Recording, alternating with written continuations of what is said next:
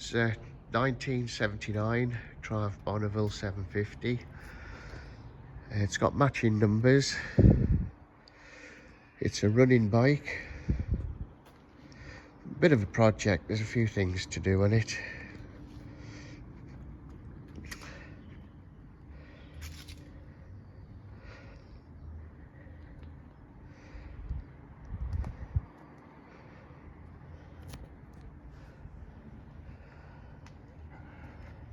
Got the mole grips on here because the choke won't stay up.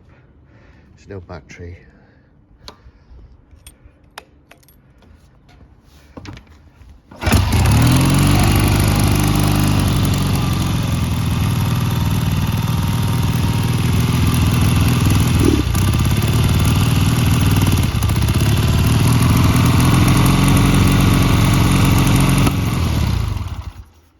Then it cuts out. These are carbs cleaning. But it's a good start for a project.